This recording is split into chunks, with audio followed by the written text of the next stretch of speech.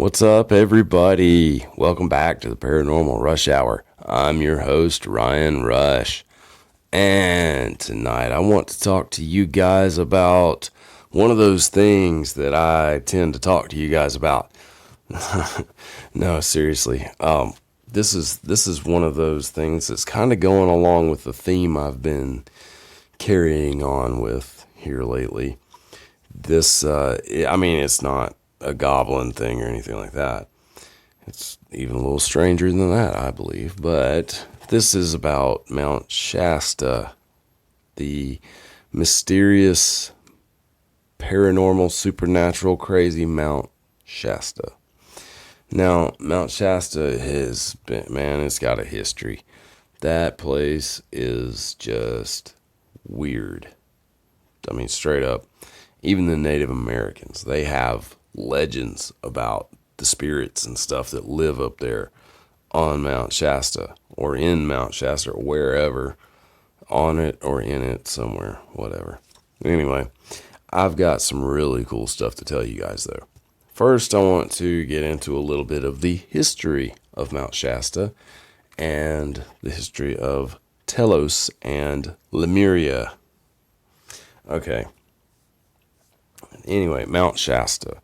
It's the second highest peak in the Cascade Mountain Range.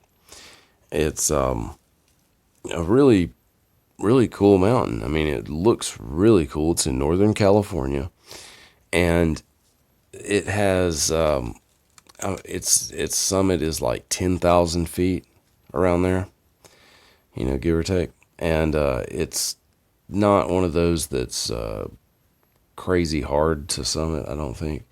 I mean, you kind of have to know what you're doing, but I know they sell summit passes to go up there, and if you're going to go above, I think it's like 6,000 feet or something like that, you have to buy a summit pass from one of the ranger stations or wherever sells them, and I know that is what you have to do to climb it, to summit it, I guess, whatever. Anyway, that's just a little trivia there for you guys. Have to have a summit pass for Mount Shasta. Not just anybody can go climbing Mount Shasta looking for underground cities without a summit pass. Anyway, all right, Telos. Telos is a city that is supposedly located within Mount Shasta, not on it, but in it. Okay. Mount Shasta is also an active volcano. That's another thing that is odd about this. Okay. I mean, you'll see what I'm saying in a minute, but it's just kind of odd that, it's a volcano. So, okay. This story initially really came to light. The story about Telos and Lemuria, whatever. It came to light originally from this guy who was actually a Rosicrucian, believe it or not. Remember, we talked about those in the Georgia Guidestones episode, because we're pretty sure that the Rosicrucians had something to do with the Georgia Guidestones. Anyway, this guy, he was the one that they attribute the responsibility for making this widely popular. They give it to this guy. Okay, his name was Harvey Spencer Lewis. All right, Harvey Spencer Lewis wrote a book in 1931 under a pen name Weiser Spinel. It's a weird name. Spenle. Weiser Spinel Serve. Cerve. Okay. I don't know, have no clue if I pronounced that correctly, but I did the best I could, and that's all Jesus asks. Anyway, he was the one that they say is responsible for the popularity of the legend of the Lemurians. Okay, the Lemurians are a race of people, humanoids, who I believe are native to Earth, okay, from long, long ago. And they are supposedly giant people. They're very large, very tall. And they have blonde hair and blue eyes, from what I gather. And they were seen, they've been seen by people. People have reported seeing them for a long, long time. And that's another interesting thing about this. It has been reported for a very long time. And the things that were reported were things that people really shouldn't have been talking about during those times, if you know what I mean. Like, kind of like they don't fit the era, if that makes any sense. But you'll see what I'm saying when I start talking about someone else. Now, Harvey Spencer Lewis, though, he wrote about the Lemurian people. And I can't even remember why he wrote about this. I think somehow or another he caught wind of the legend or something like that. Something happened to that effect, and he kind of just brought it to light. Well, they kind of say that he's the one, like the main one, that started this whole thing. But you've got other people, and mostly there's two particular witnesses that are very important to the legend of Telos. Okay. Now, Telos itself is the name of is the city. Okay. When you hear Telos, that's referring to that's the name of the actual city within Mount Shasta. The city is highly advanced from what people say, and it's occupied by the Lemurians. Okay, we covered that pretty much. But the Lemurians went there, and it is said that there were about 200,000 of them who initially went there. Now there is over like 1.5 million from what we hear. So, that's just a little bit of what I've learned about this. Now, you guys know, I'm going to make it clear for everyone who might just be joining me, I don't take stances on this. I don't say it's true. I don't say it's not true. Okay, I personally haven't been there. I personally haven't seen it, so I don't know for sure. I'm just relaying information about something that I find interesting. That's all I'm doing with any of these. I'll tell you if it's something otherwise. And I may do that with something I have firsthand experience in. If I don't, though, I'm not going to act like I do. Okay, I'm just getting that out there. Anyway, like my rapper hand kind of thing. All right. So, we have another one. And Harvey, before I move on from Harvey Spencer Lewis, don't forget, he is a Rosicrucian. Okay, big time. Like, this guy was way up in the order.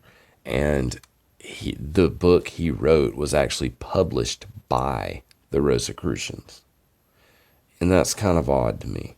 And I'll tell you why when we get to it. All right. So that was in 1931 when that happened. Let's backtrack. Okay. This is what really brought it out. In 1899, okay, there was a guy named Frederick Spencer Oliver. Frederick Spencer Oliver was a young teenager. This guy was not real well educated, had not been all the way through school, and he was out working around Mount Shasta doing setting up. It was like a big mining thing going on there, setup going on, and everybody was prospecting and mining, and it was the gold rush and stuff. So he was out there working for his family, setting up things around the mine and whatnot, and suddenly he starts having some sort of convulsion type thing going on with his hands. and they start shaking just uncontrollably, and he can't do anything with them. So he's like, he doesn't know what to do. He takes off and goes home, and his mother sees what's going on, and he's just like, he said it's almost like he just had the urge to write something, like he needed to write something. So his mom actually brought him a writing utensil and piece of paper, and he got it in his hand and began to write, kind of like an automatic hand type of thing. You know, for those of you who aren't familiar with that, that's a form of, like, they say, spirit communication. They'll do that a lot in, with ghost hunting and paranormal investigation and stuff like that. They use the automatic hand method because it's almost like giving something else control of your hand, you just being the vessel for them to write whatever with it. There's that one girl who does it a lot. I want to say her name's Cindy, and her last name's escaping me. I know it though, but just can't. It's like it's running around too fast in my head, and I can't pinpoint it yet. It'll come to me, but anyhow, she does it a lot and gets some interesting results from it. I've actually I've had a weird experience with the automatic hand thing. I think I've told about it in an earlier episode, but one of these days I'll bring it back up, tell you guys about it again. It was really strange. One of the weirdest things I've seen, I have to say. Anyway, okay, so Frederick Spencer Oliver has this thing going on. And this is almost like he's in a trance. I mean, it's like he's being taken over by something else. And he is writing a book. And what it turns out to be is he's actually channeling the Lemurians. And they are writing this book using him to transpose it, I guess. He transcribe it. he's writing it down, and they're dictating it. So he writes this book. He goes into these trances until the book is completed. After that, they stop, from what we hear. So this book is called A Dweller on Two Planets. All right, he wrote this with that method, and it's really weird. He said the Lemurians lived in a complex underground network of tunnels. They used tunnels beneath the mountains, and they were occasionally seen walking around on the surface, even in white robes, and it's wild, all the stuff he said about it. He pretty much detailed Telos.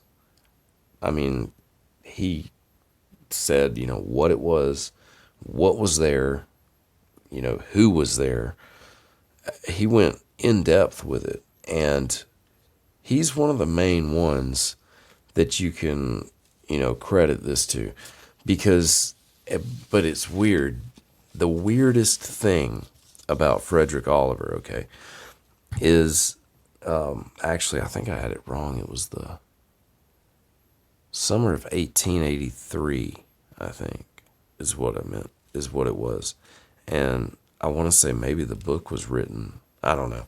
I might be getting all messed up on my dates, but it was in the late 1800s, I'll tell you that. Anyway, the weird thing, though, about Frederick Oliver is that what he wrote was really advanced. And this is what I'm saying about the things not being right for the time that they were brought about. It's like he started talking about advanced ideas like quantum mechanics and mass transit, and I mean, there were just things that were inconceivable at that time. Anti-gravity, 0 point energy, And that was one of the main things that really astounded people, that he actually knew anything about. And he called it dark energy. But that's the thing. This guy was not well educated. He was either some kind of mad genius, which is what people started thinking, or he was really being told information by someone else who was actually more intelligent than him or more knowledgeable than him. He may have been of adequate intelligence. I don't know. Didn't know the guy. But this is the way people perceived it. So they were like, this guy must be a genius if he's saying this stuff. He's talking about quantum mechanics. Who's talking about quantum mechanics in 1880 something, 90 something, whenever, in the 1800s? I mean, that's an idea that people might have thrown around, who were college professors, but some kid working at a mining town or wherever, mine site, whatever it is. Man, that's not someone you're going to find talking about this kind of stuff. Anti-gravity. The ideas that, where would he even get that? That's what's weird about it. So it's almost like something really was happening with him. I don't know what, or maybe he really was just an insane genius and made this whole thing up. I don't know. Maybe he really did have someone, telling him this stuff through channeling. And he claimed that he did go to Telos. They did end up taking him there. He saw all of this. He was pretty much shown everything that he wrote about, from what he said, or what is written in history, I guess, whatever.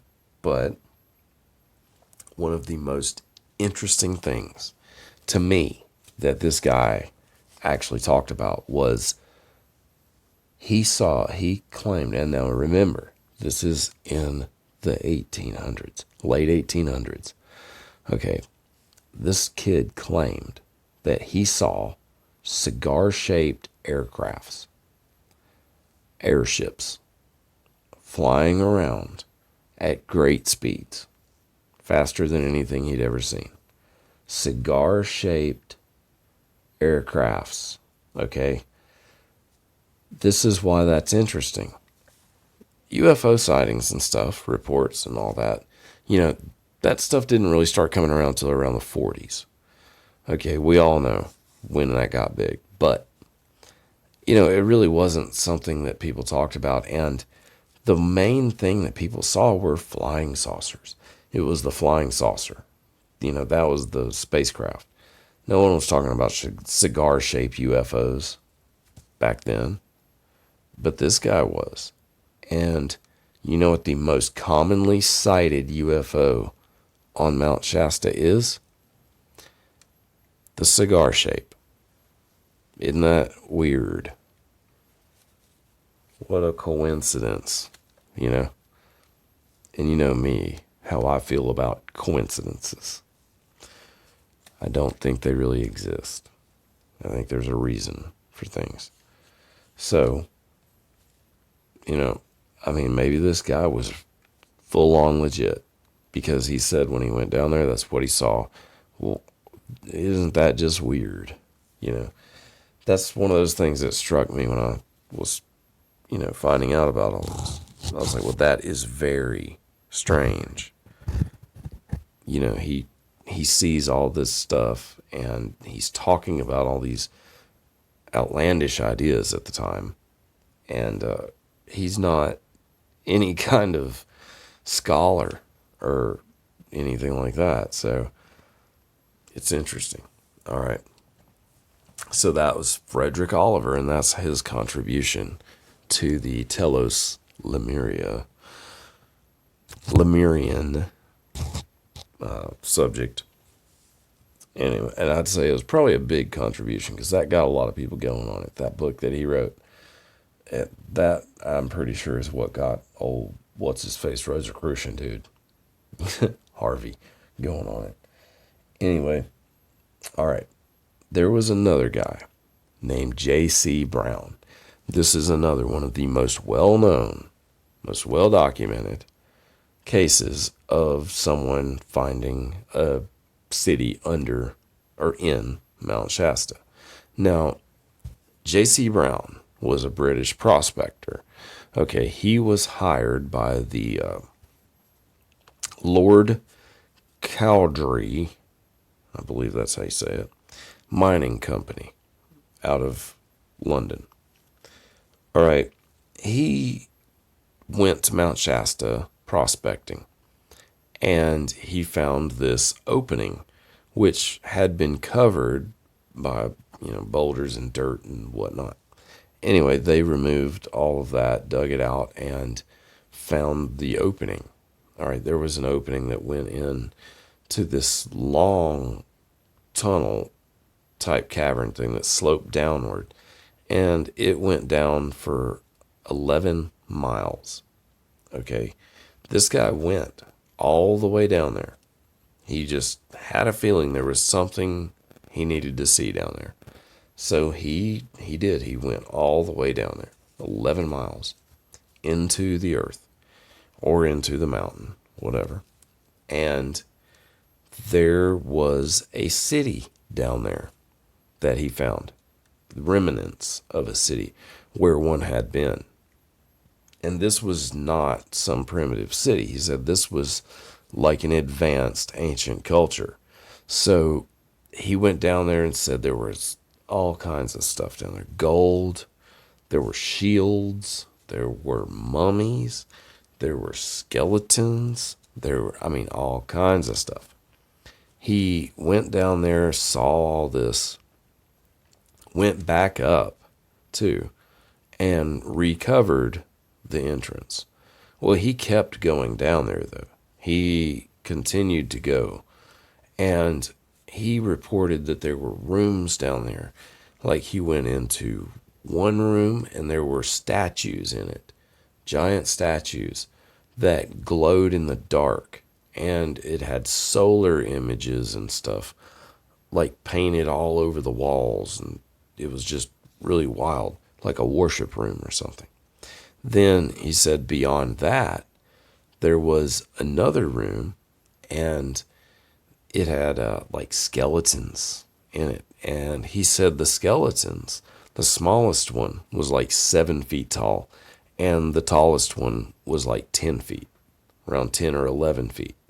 So these were giant people. They were literally giants. And that's what everyone says about them.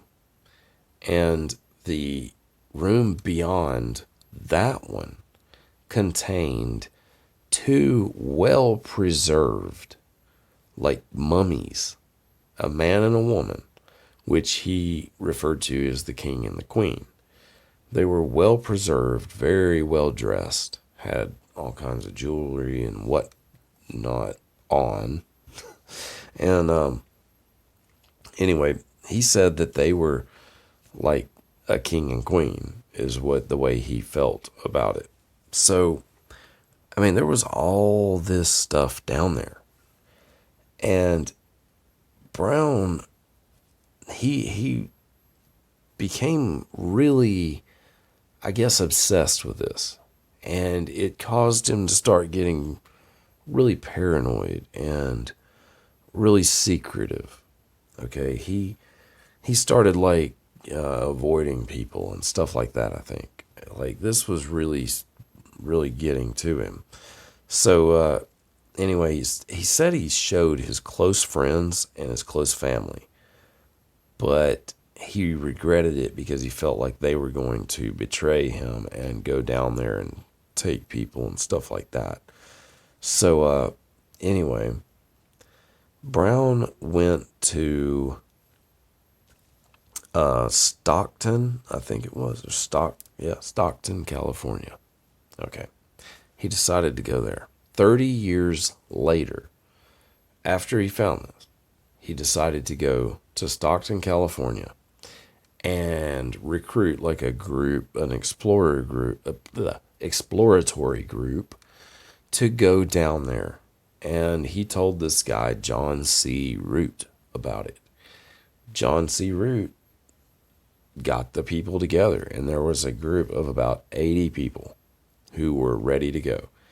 And on the day that they were supposed to head out, Brown was supposed to be there and guide them to the location. Well, Brown never showed up, and no one ever heard from him again. So no one knows what happened to him. Nobody. And turns out like all the people he told about it ended up dying in really weird, strange accidents. And so, I mean, there's something about that, I think. I really do. I think that someone was like, okay, no, you're not about to go show 80 people where this is. You're going to show us where this is. As soon as we get there, we're going to kill you. I think that's kind of might be how it went down. But that's the way it's reported to have happened. So, anyway, he was really well known for this, though. He, I guess, told enough people about it where they said, they credited him with being one of these people that found it. Now, the place he found, though, was not inhabited by anything living that he could see or that he could tell. So, how do we know if he went to the same place that all these other people were talking about, or maybe he found a section of it that had been abandoned or whatever, for whatever purpose? I mean, there's any number of possibilities. I'm just speculating here, just talking. You guys know how I am. Anyway, okay, so that was J.C. Brown. Okay. Also, before I move on from that, I forgot to mention he did also find other things in there that were really strange. Like he found gold tablets with these weird hieroglyphs on them. And he also found, this was interesting too, I thought, a spears that would bend and go right back into place, but they would not break, like impossible to break. So I thought that was really weird too. Like he found things, that were way beyond stuff that we had. He could tell it was an advanced civilization that had been there and may still have been there. They just may not have been where he was in that part, because it has to be huge. Huge. Anyway, so there are other people, though, who have witnessed things, and a lot of them aren't as, well talked about as that one. But like there was this other guy I heard about named Edward. He was just a guy who was riding a train, and he rode by looking at the mountain, and he saw this violet and green type of glow coming off of it, like a light kind of thing. And he asked the conductor, he was like, "What is that over there?" And the conductor was like, "Oh, that's caused by, or that's the Lemurians doing that." And the guy didn't know what he was talking about. And so he actually started going and investigating it and trying to find out what the conductor meant, but I don't think he ever did. So I don't know. He said, that was just the work of the Lemurians. So that was another thing, like just every day, that's what's out there. I mean, some people may know about it. They may have known about it all their lives. Could be a family secret if you are from that area. Who knows? Anybody, if you're watching this and you're from that area, let me know if you've grown up with the secrets of the Lemurians. I'd really be interested to know. And if you do know what they are, please tell me. You don't have to put it in a comment. You can email it to me, paranormalrushhour@gmail.com. I'll get it. So, yeah, just let me know about that, if you do know. I don't want to BS. I know most of you guys don't live there. Anyway, all right. Andrew Thomas was another guy. This is an interesting thing, too. He was a news writer, like for a newspaper, wrote articles. And he saw, or I don't know if he even saw it, honestly. He wrote about it. But it was a fire out there on Mount Shasta, the woods. The forest had caught on fire.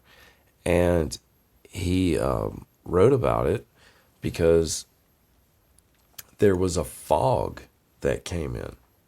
And this fog, like, totally quelled the fire where it was, where the fog started. It would not pass through the fog. And so once the fire was out, it left this huge spot of untouched, undamaged forest where the fire was. And so it's really neat because he said, this whole place was totally perfect where that fog was. The rest of the forest was charred. I thought that was weird too. I mean, that would just be a weird thing for somebody to make up and lie about anyway. So, I don't know. So, those were just a couple more things I thought were interesting. Now, there is another lady who's well known for this, and her name is Aurelia Louise Jones. Okay, she actually founded like a religion I don't know if she really founded it, but there's a religion based on this, on what she's said and done in reference to the Lemurians. A lot of religions have been formed, I guess, and a lot of this legend has been incorporated into a lot of occult religions. Now, there's a guy named Guy Ballard who saw, it was Saint Germain, the Count of Saint Germain on Mount Shasta. This guy appeared to him, and he appeared in a robe and this and that, and told him who he was, and told him he lived there. And he said that by talking to him, he inspired him to start the I Am activity movement, religious movement. So that was one, and that was pretty big. He had a following with that, like 1 million people back in the 1930s until his death, which I don't even know if I knew when that was. But anyway, that was a lot of people that followed that. And there were other religions too, like the lighthouse, the Summit Lighthouse thing. They were another group, and there was the Church of, I think it was like Oneness and Forgiveness. I don't know. I can't remember that one. Kairos was another one. So yeah, there's religions that are based or have a lot of this integrated into them. I think that's pretty interesting, that there's enough belief in this to actually incorporate it into a religion. That's something else. So, anyway, now, Aurelia Louise Jones, okay, she was actually a nurse. She graduated as a nurse from college. And she went into like the spiritual, holistic side of healing and stuff like that. Got real into animal holistic care. And she actually like channeled her cat and stuff like that. Yeah, she was real into it. So anyway,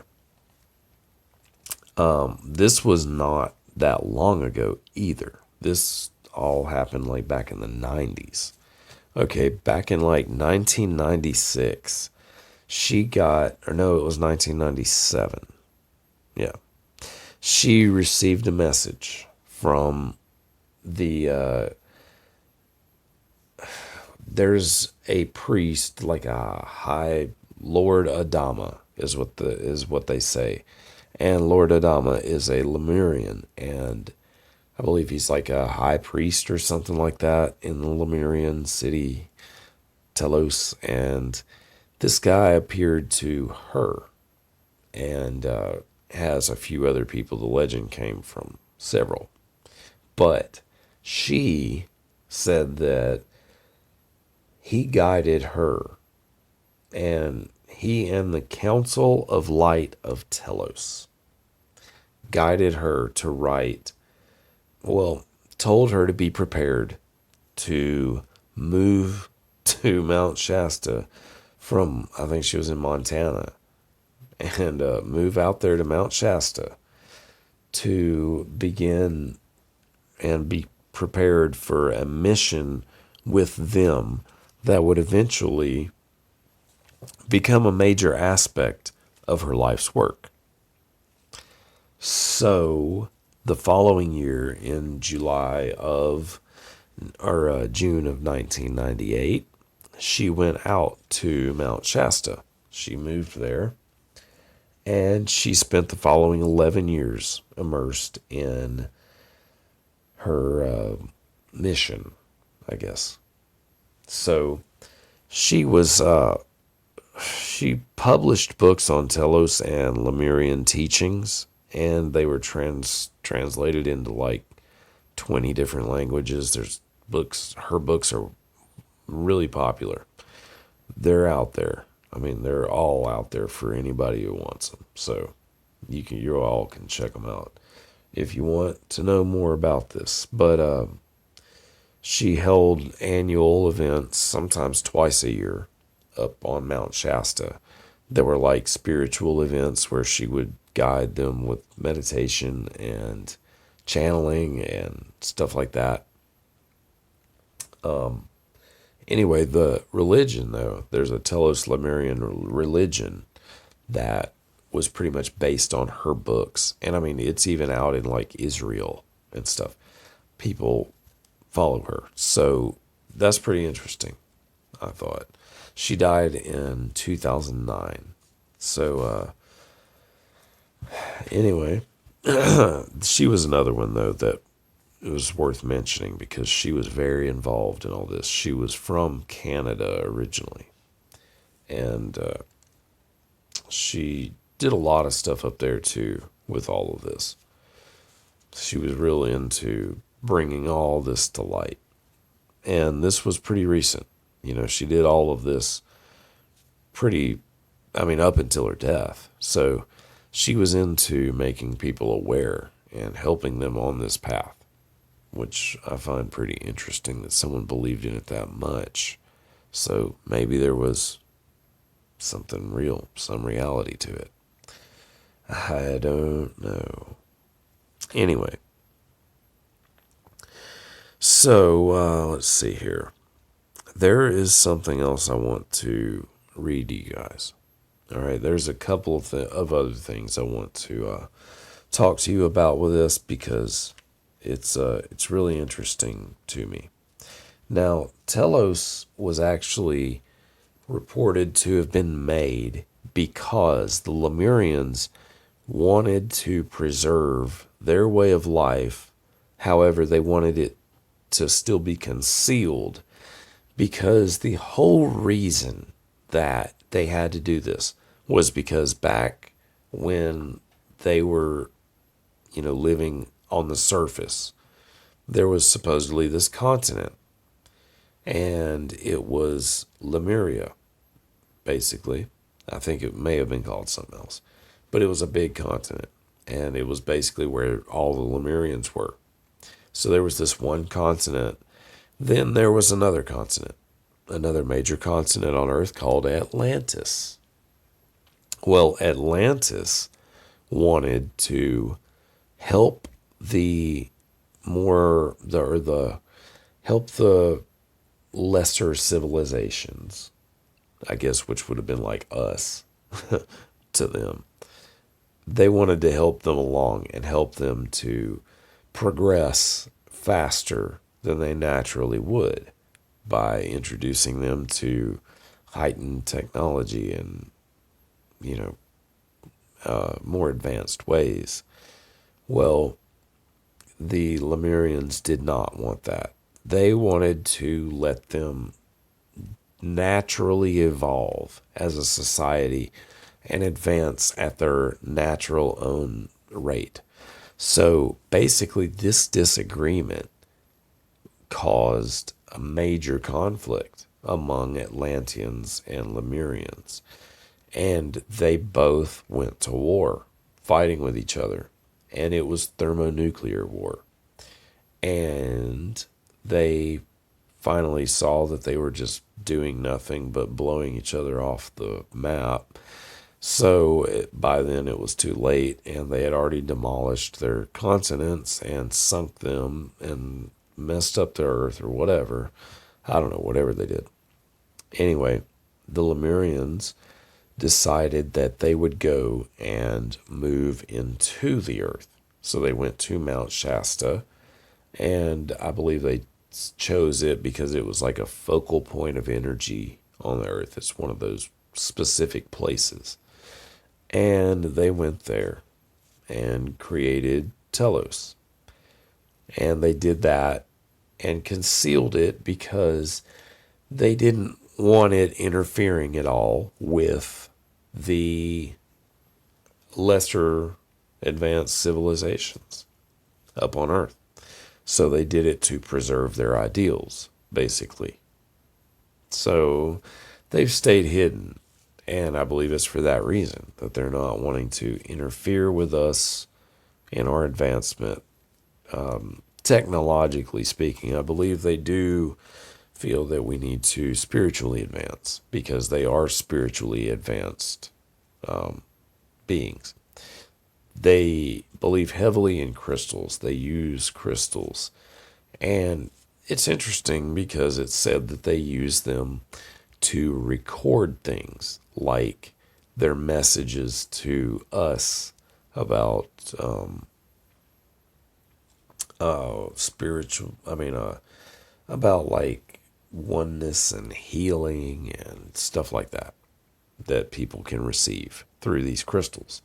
And followers of the Lemurians are modern day, are very, they revere crystals. So it's like one of those objects that they definitely hold sacred, pretty much, if they're of a religion that recognizes the Lemurians.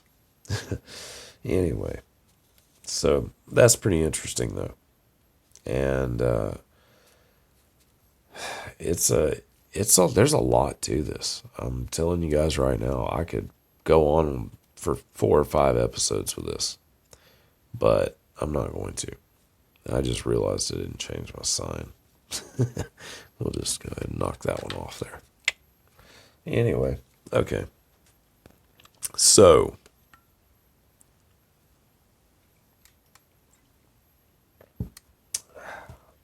where was I? All right. We were talking about the crystals. And that's all I was going to say about that. Now, I want to talk to you guys and tell you about this story I read. Okay?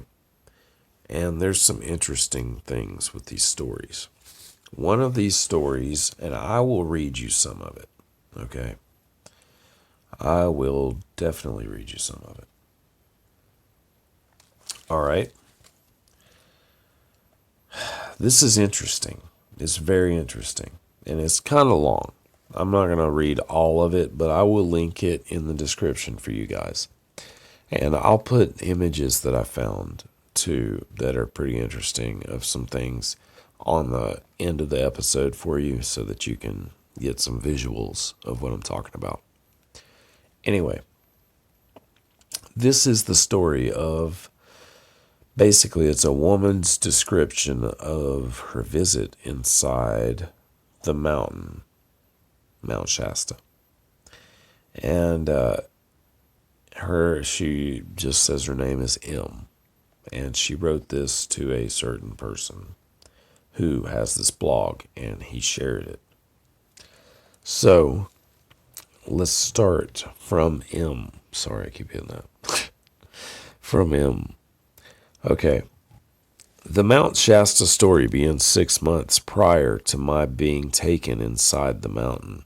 We, my husband, his son by prior marriage, and our two small children, ages 2 and 4, and my Siamese cat, Pixie, had packed everything we owned into a U-Haul trailer and moved from the desert to the mountain.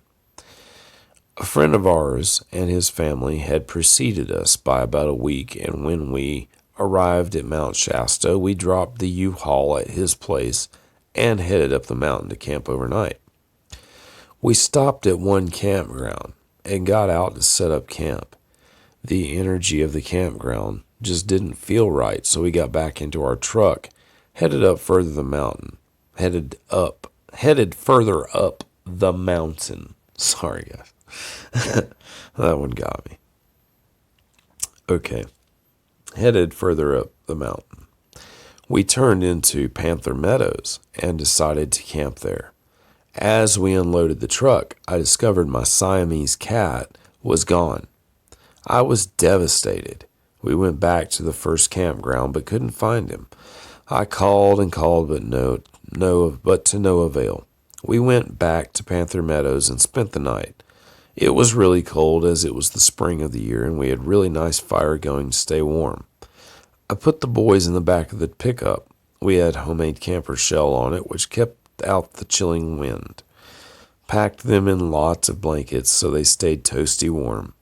My husband joined them, and I sat by the fire most of the night, keeping it going and hoping Pixie would show up. Our little campsite was ringed with the bright, inquiring eyes of nocturnal animals that showed up to inspect us. It was an inspiring, goosebump-making sight. The next morning, we headed back down the mountain to our friend's house. He took us to a local hotel and introduced us to Mother Mary, as she was lovingly called by the many who sought her wisdom, who owned the hotel restaurant. When she discovered we had not found a place to live yet, she took us upstairs and set us up in the 2-room suite, for which I was greatly appreciative. It gave us a chance to shower, etc., and find a place for the boys to be warm and comfortable. As the days passed, we found a house and got settled in. Each weekend and many weeknights, we spent time at Panther Meadows, and I never gave up looking for Pixie. My husband and the boys did a lot of exploring, which left me at the campsite alone a good share of the time. Occasionally, hikers and other campers would stop by the campsite, and we would talk, and they would share the pot of coffee I always had going or the water we had with us. Several weekends we trudged up to the lodge and slept there overnight. The lodge burned down several years after we left. It was reported to have been arson. It was a shame because the lodge offered shelter to the weary hiker and mountain climber, and it had so much character. There was even water available there. 6 months after we arrived in Shasta, we were once again at Panther Meadows camping out for the weekend. We arrived late Friday night, set up camp, and got the fire going. Had our dinner, and just sat back and enjoyed the sky. Sat back and enjoyed the sky. The boys really loved the spot and could hardly wait to enter the forest for more adventures exploring in the morning. As usual, our resident audience ringed our campsite with those bright, inquisitive, shining eyes. It was warm enough then that we slept outside the camper in sleeping bags, but I seldom slept when we went up there. I almost felt it would be rude to go to sleep with so many friends around us, and I liked to keep the fire going so we could have hot coffee and breakfast early in the morning. Never seemed to get sleepy up there. This particular weekend was the weekend I was taken inside Mount Shasta. My husband and the 3 boys had gone exploring again, and I was in the process of cleaning up the breakfast mess and getting the sleeping bags put away when I noticed a young man. I assumed he was another young hippie doing his thing on the mountain, as so many were, walking across the meadow toward our campsite. He was a slender young man, dressed in the fashion of the day, jeans and shirt. He had no backpack or canteen with him.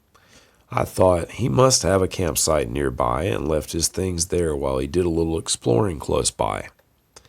As he got closer to the campsite, I saw that he was blond and had a neatly trimmed little beard.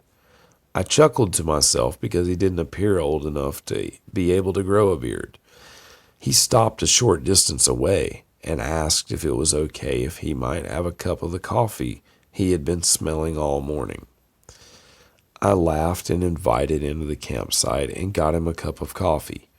We sat by the fire for a while and talked about the mountain and the weather and several inconsequential topics, which I can't even remember now. I was drawn to the young man, felt perfectly safe with him, even was comfortable with him as if I had known him for years. It seemed we shared so many interests and beliefs. We talked about Paramahansa, Yoga Handada. I don't know these words. Sorry, guys. Eastern philosophy, magnetic and color healing, dreams of flying, Atlantis, and even got around to talking about UFOs. I told him about J.W. George Van Tassel, that is, and the integration, and discovered he knew all about George. I told him that George had told me about the brotherhood that had been in Shasta, and they had left to go to Peru because of the need for a more stable environment, etc. He smiled and said he had also heard those stories. He asked if I would like to go inside the mountain to see for myself who was still there. Thinking he was kidding me, I said sure, would love to do that. It sounded really exciting. We got up and started off in the direction he had come from. He said the entrance was nearby, and it would only take a few minutes to get there. He was right. It did only take a few minutes. We passed across the meadows into the trees, and within minutes were at a tall, odd-shaped rock.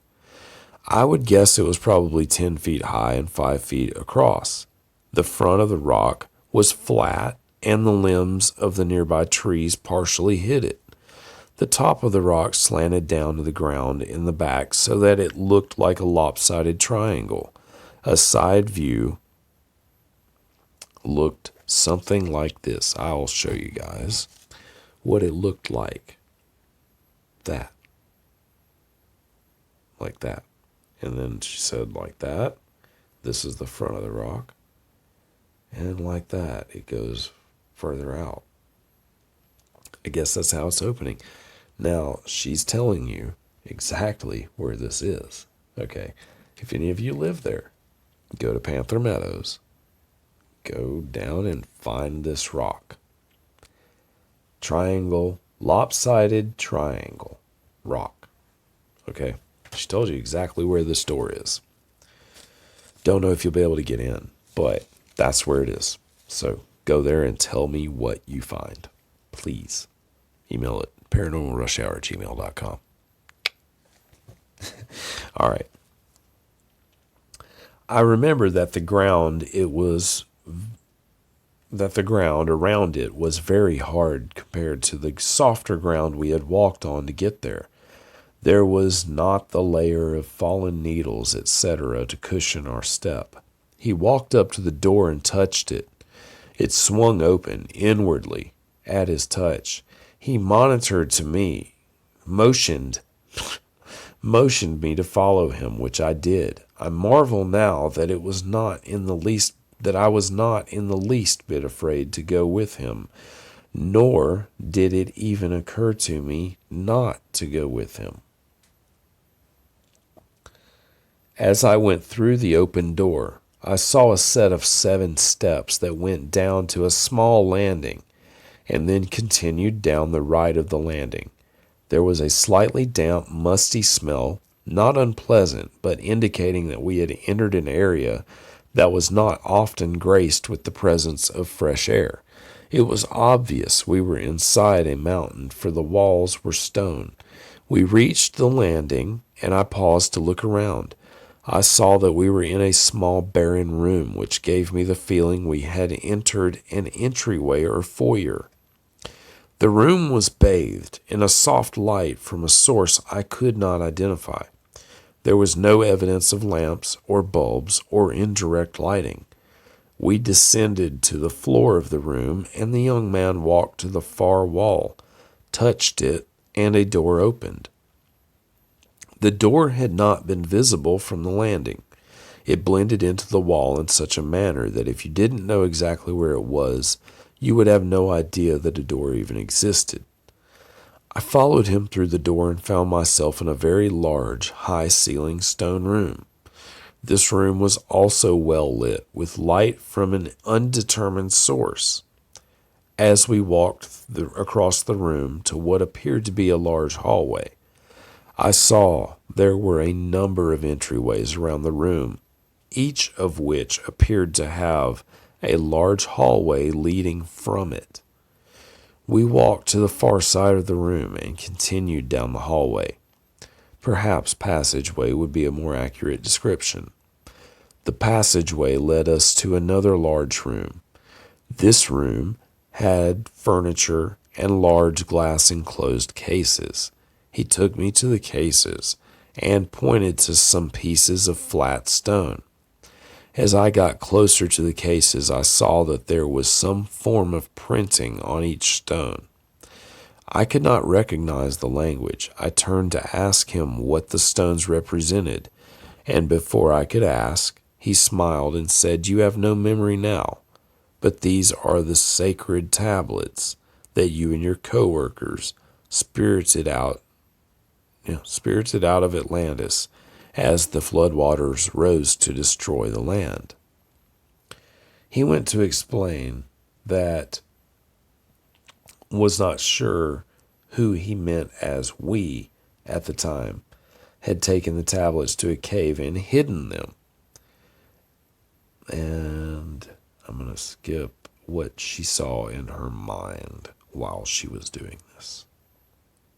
Sorry, guys. It's just, you can go back and read that if you want. Anyway, okay. There was another room. Okay, sorry, guys. I'm trying to find this. Where she stopped talking about those tablets. Because this is pretty interesting, but I don't want to get caught up in her personal stuff. So that's why I'm doing this.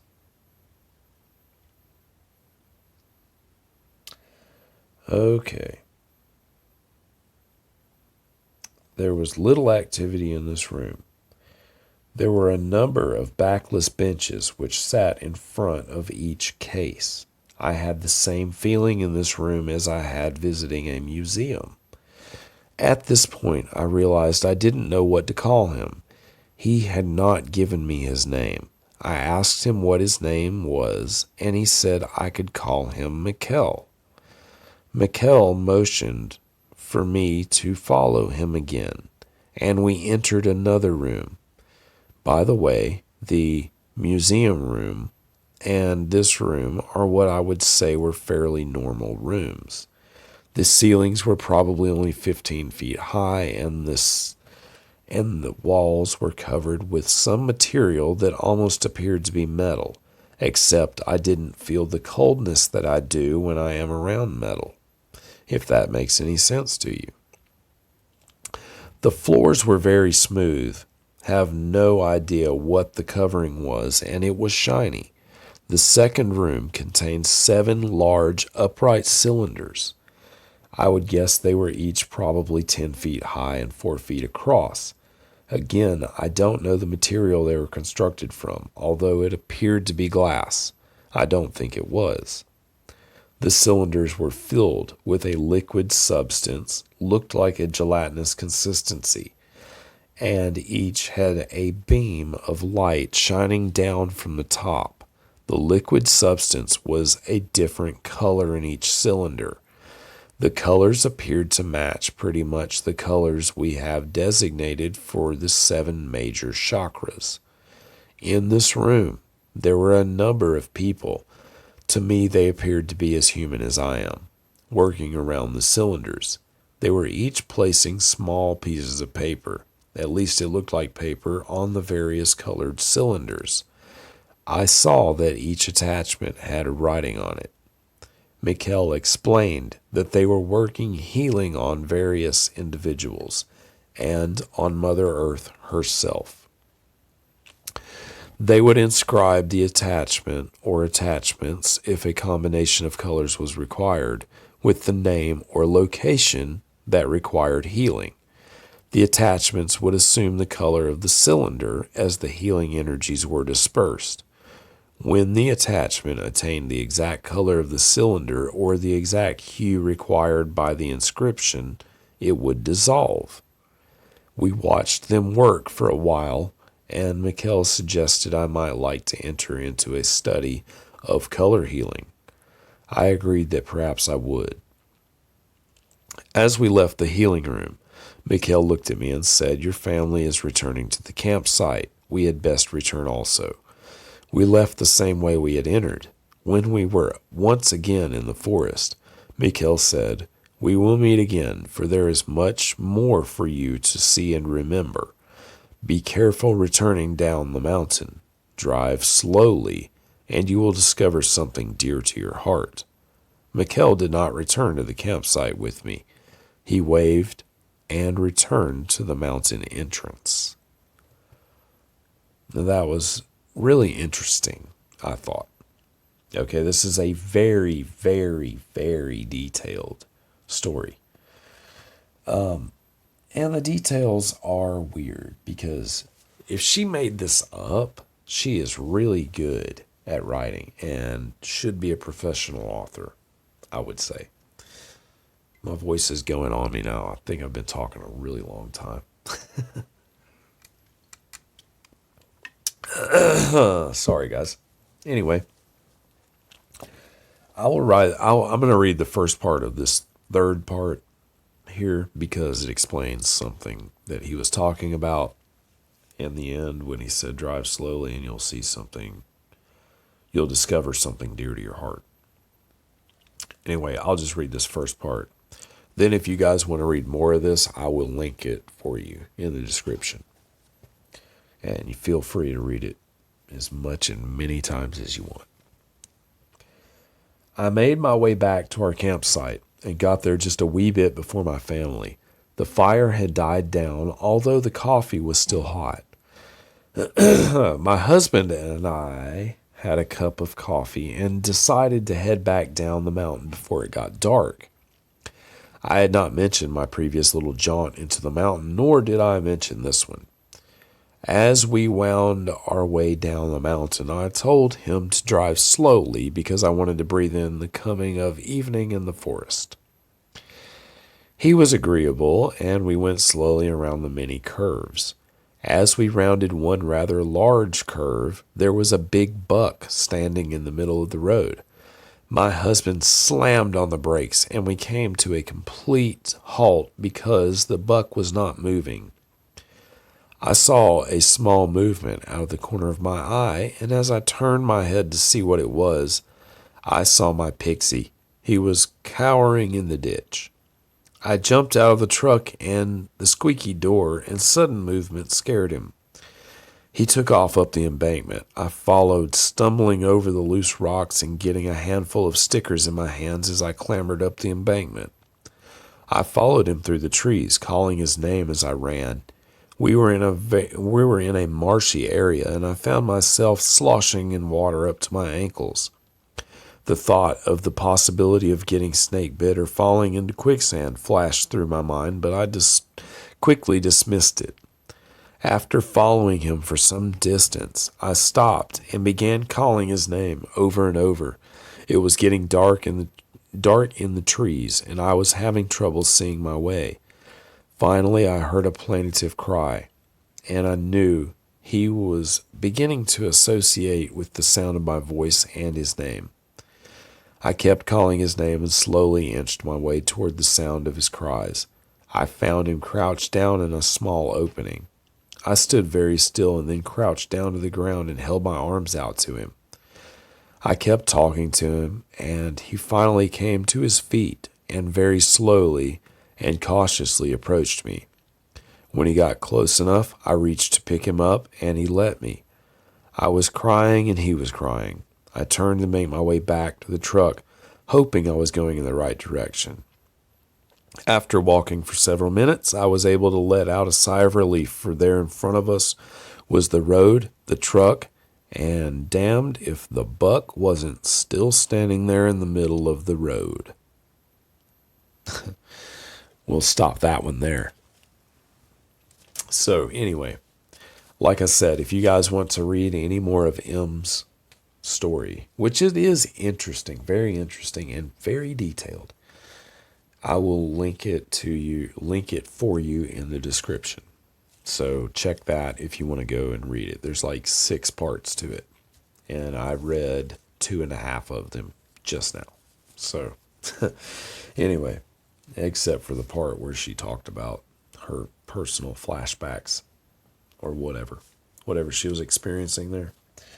That was for her, not me. So anyway,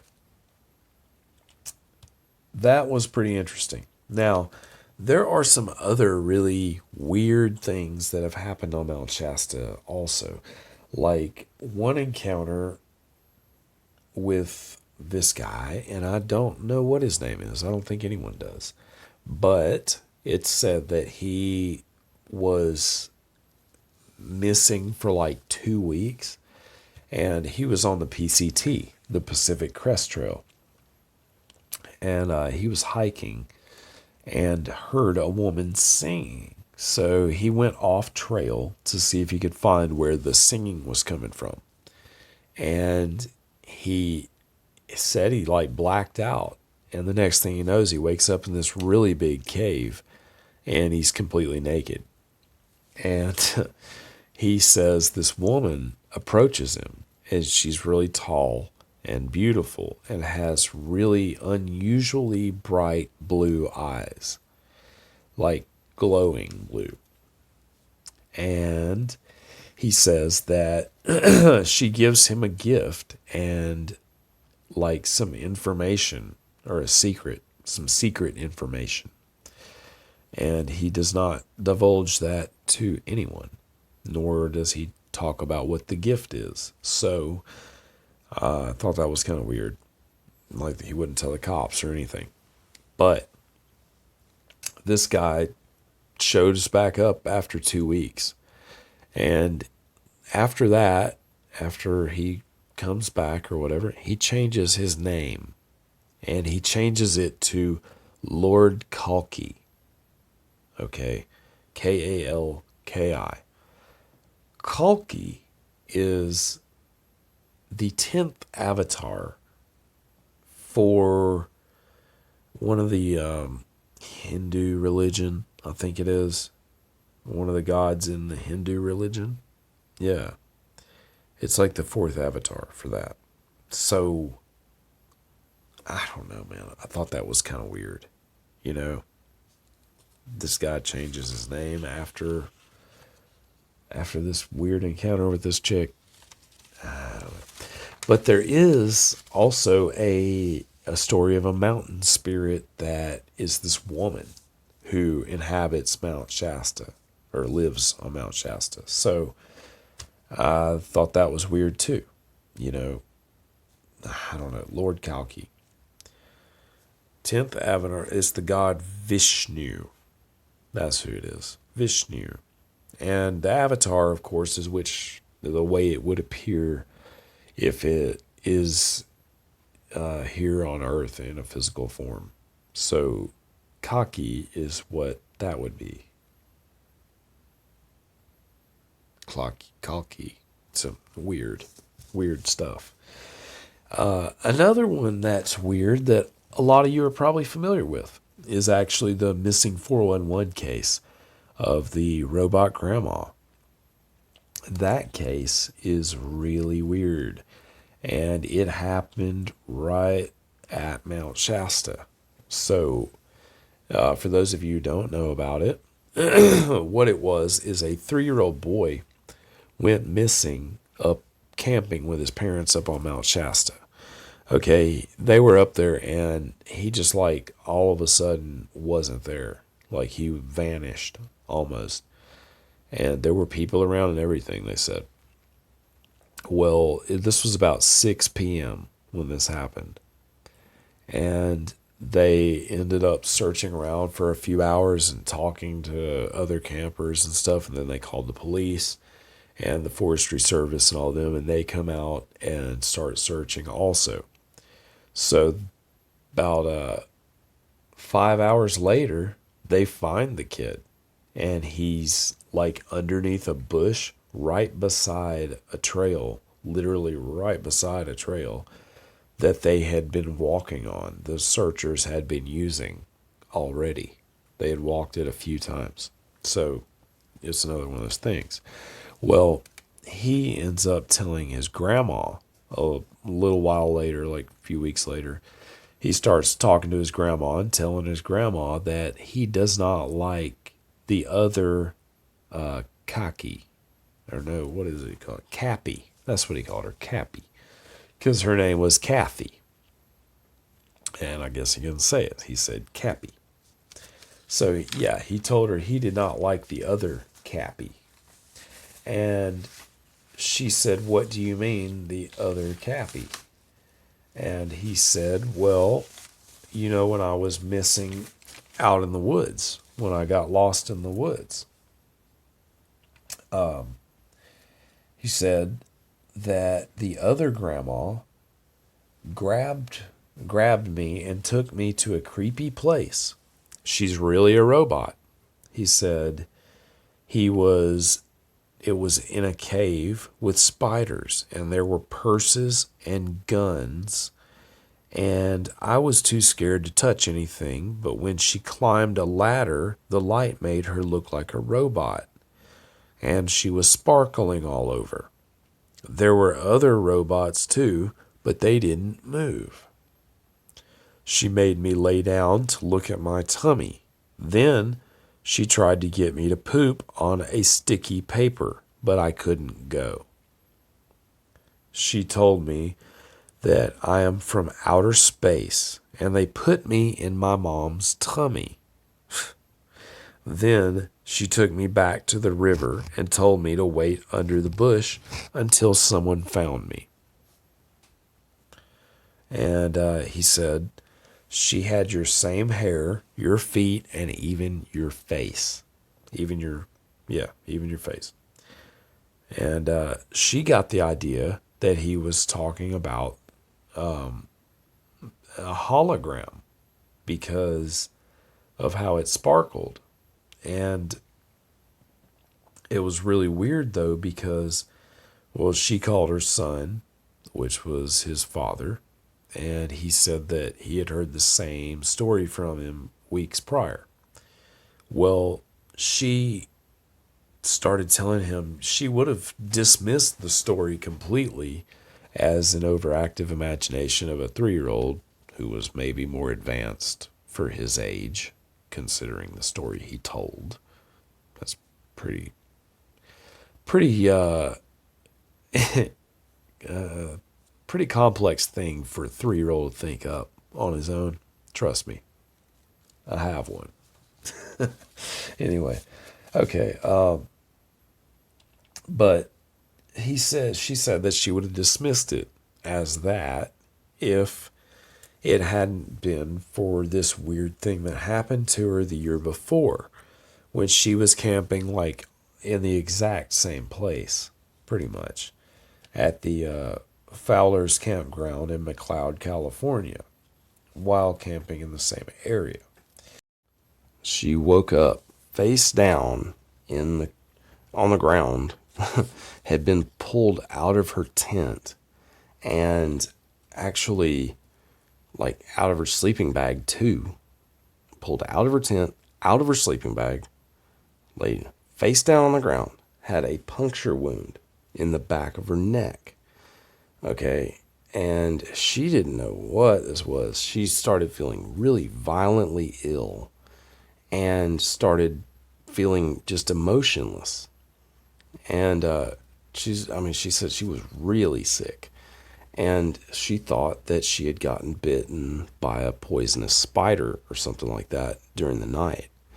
Well, her friend that she was camping with, he actually was in a separate camper in the same place, but in a separate camper. And he had the same exact puncture wound on the back of his neck in the same place, and and he was feeling violently ill and emotionless and stuff like she was too.